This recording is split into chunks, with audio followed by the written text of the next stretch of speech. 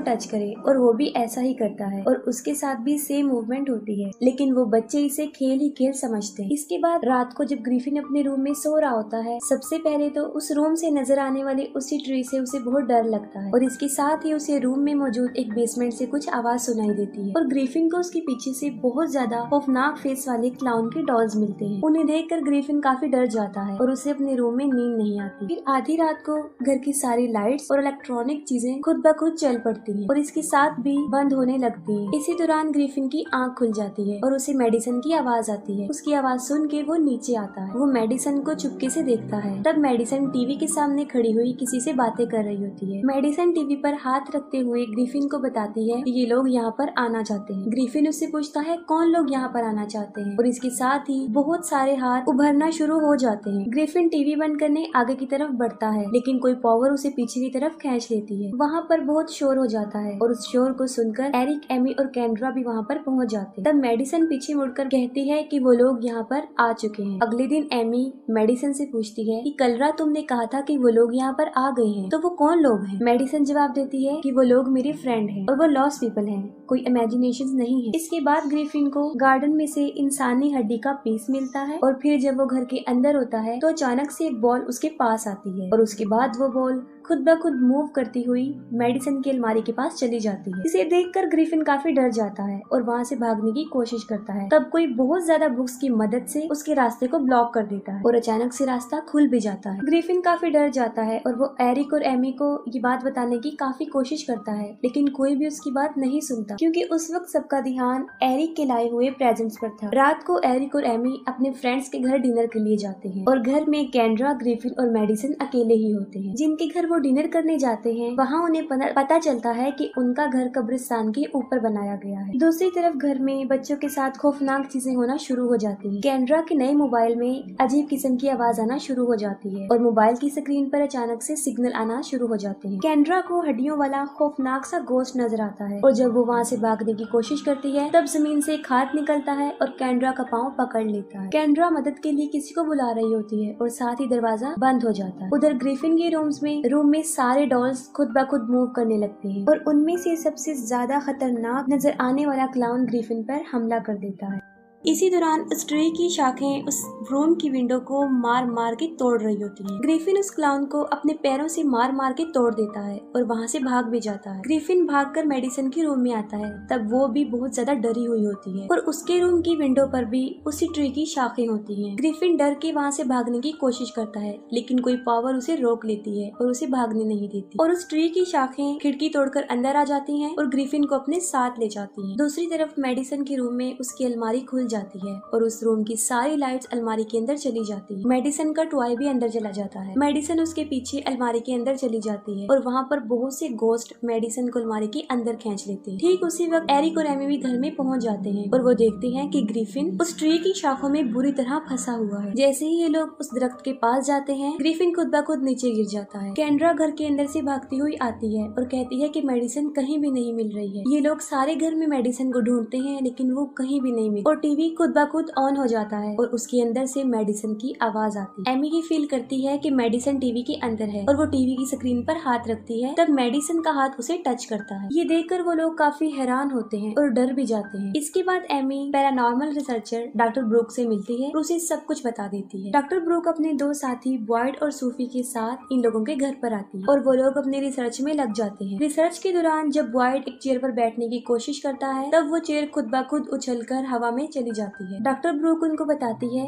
कि आपके घर में कोई आम साया नहीं है, बल्कि ये पोल्टरगाइस्ट है। ये पोल्टरगाइस्ट नॉर्मल भूतों से ज्यादा खौफनाक और पावरफुल होते हैं और चीजों को इधर उधर आसानी से फेंक सकते हैं। ये पोल्टरगाइस्ट बहुत ज्यादा नॉइज क्रिएट करते हैं, एकदम से आते हैं और एकदम से चले भी जाते हैं और ये पोल्टरगाइस्ट तादाद में बहुत ज्यादा है। इसके बाद वो घर पे बहुत सारे इक्विपमेंट्स जिसमें कैमरा शामिल है वो लगवाते हैं, ताकि कुछ भी हो तो वो उसमें कैप्चर हो सके और जितनी जल्दी हो सके वो मेडिसन से राब्ता भी कर ले। बॉयड जब मेडिसन के रूम में उस अलमारी में ड्रिल करने जाता है तब कोई उसकी ड्रिल ही अंदर खींच लेता है, और जब वो ड्रिल को बाहर निकालने के लिए आगे बढ़ता है तब कोई उसका हाथ ही अंदर की तरफ खींचता है, और फिर कोई अंदर की तरफ से ड्रिल करता है, और ये ड्रिल बॉयड के चेहरे के बिल्कुल पास होता है, और फिर वो शैतानी ताकत उसे छोड़ देती है। बॉयड देखता है कि उसकी बाजू पर किसी के पकड़ने के निशान हैं, और फिर वो खुद ब खुद गायब भी हो जाते हैं, और दीवार में जो छेद बनाया गया था वो भी अब खत्म हो चुका है। घर में हर जगह इक्विपमेंट्स लगाने के बाद ये लोग मेडिसन से कांटेक्ट करने की कोशिश करते हैं। दूसरी तरफ एमी टीवी के थ्रू मेडिसन से कांटेक्ट करने की कोशिश करती है, और वो कंटिन्यूअसली उसे आवाजें दे रही होती है। एमी को मेडिसन का रिप्लाई भी आता है। वो कहती है कि वो उन लोगों के पास आ नहीं पा रही। ये सुनकर एमी को इस बात का रियलाइज हो जाता है कि वहाँ पर मेडिसन के साथ कोई और भी है। इसके साथ ही वहाँ पर अजीबोगरीब आवाजें आना शुरू हो जाती हैं, सारी लाइट्स खुद ब खुद ऑफ हो जाती हैं, और वो टीवी भी नीचे गिर जाता है। फिर एक काले रंग का साया नजर आता है जो मेडिसन की आवाज में चिल्लाती हुई उसके रूम की तरफ भागती है।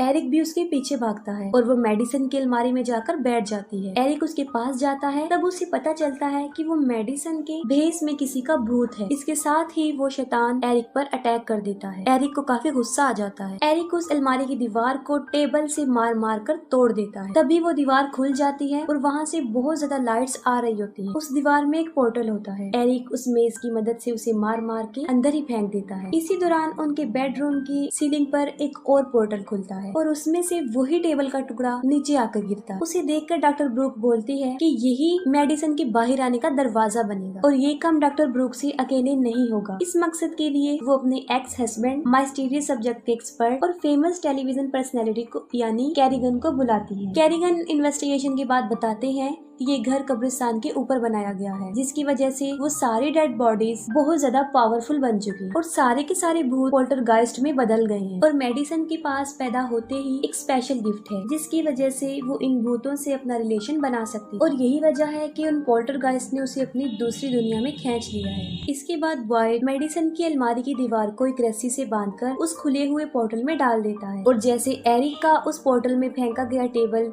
उस दूसरे पोर्टल से बाहर आ गया था, इसी तरह वो रस्सी भी दूसरे पोर्टल की मदद से बाहर आ गई। और यहाँ कैरिगन की ये ट्रिक कामयाब हो गई थी, क्योंकि अब रस्सी का एक हिस्सा मेडिसन के रूम में बना हुआ उस पोर्टल में था, और दूसरा हिस्सा जो उनके लिविंग रूम में पोर्टल था वहाँ पर आ गया। बॉयड सबको एक ट्रैकर देता है ताकि सबको ट्रैक किया जा सके। इसके बाद कैरिगन ग्रिफिन के इलेक्ट्रिक टॉय को उस पोर्टल के अंदर भेजता है, जिसमें कैमरा भी लगा होता है, और जब वो टॉय अंदर जाता है तो वहाँ पर बहुत सारे भूत आसानी से नजर आ जाते हैं। फिर वो ड्रोन उन भूतों में से गुजरता हुआ मेडिसन के पास जाता है, और वो ड्रोन के जरिए मेडिसन से कांटेक्ट करते हैं। मेडिसन उन लोगों से बात भी करती है। अभी वो मेडिसन को पोर्टल से बाहर आने का रास्ता बता ही रहे होते हैं, तभी वहाँ पर 3 भूत आ जाते हैं और मेडिसन को खींच के ले जाते हैं, और फिर वो ड्रोन गिर जाता है। फिर कैरिगन ये डिसाइड करते हैं कि वो रस्सी की मदद से अंदर जाएंगे और मेडिसन को बाहर निकाल के लाएंगे, लेकिन एमी कहती है कि मेडिसन को लेने अंदर वो जाएगी, और इसके साथ ही सबकी अंदर जाने के पीछे बहस हो जाती है। सोफी देखती है कि ग्रिफिन मेडिसन के रूम में चला गया है। वो सब भी ग्रिफिन के पीछे भागते हैं। तब ग्रिफिन उसे कहता है कि ये सब कुछ उसकी वजह से हुआ है, अगर वो मेडिसन को अकेले ना छोड़ता तो आज वो वहाँ पर ना हो। और ये कहते ही वो पोर्टल के अंदर चला जाता है। जैसे ही ग्रिफिन अंदर जाता है, ये लोग रस्सी के दोनों कॉर्नर्स को अच्छे से पकड़ लेते हैं और बाहर से ही बर्ग ग्रिफिन की हेल्प करते हैं। ग्रिफिन उन भूतों में से गुजरता हुआ आगे बढ़ता है, और वहाँ पर उसे उसका ड्रोन भी नजर आता है। फिर उसे मेडिसन नजर आती है, और वो मेडिसन को कहता है कि वो मेरे साथ चले, लेकिन मेडिसन उसे रोते हुए कहती है कि मैं तुम्हारे साथ नहीं जा सकूंगी। मेडिसन के चारों तरफ वो भूत होते हैं, और वही उसे बाहर नहीं जाने दे रहे होते, और फिर वो भूत उस रस्सी को पकड़ लेते हैं। बहुत सारे भूत जब रस्सी को पकड़ लेते हैं, तब उनके वेट से उस रस्सी का हुक टूट जाता है, लेकिन बाहर फिर भी एरिक और कैरिगन उस रस्सी को मजबूती से पकड़ के रखते हैं। इनके मुकाबले में दूसरी तरफ वो भूत भी मजबूती से रस्सी को अपनी तरफ खींच रहे होते हैं, और आखिरकार इनके हाथ से रस्सी छूट जाती है। तभी अचानक से ग्रिफिन की नजर उस रस्सी की तरफ पड़ती है जो उन्हें बाहर निकलने में हेल्प करेगी। ग्रिफिन जल्दी से मेडिसन का हाथ पकड़ता है और एग्जिट वाली पोर्टल की रस्सी को पकड़ लेता है। वो भूत इन लोगों को रोकने की बहुत कोशिश करते हैं, और एग्जिट वाले पोर्टल से पहले एक रस्सी बाहर आती है, और उसके साथ ही ग्रिफिन और मेडिसन भी बाहर आ जाते हैं। दोनों बच्चे बच्चे बेहोश हुए होते हैं और एरिक और एमी उन्हें होश में लाने की बहुत कोशिश करते हैं। फिर वो लोग होश में आ जाते हैं। उन्हें सही सलामत देखकर सब लोग बहुत खुश हो जाते हैं।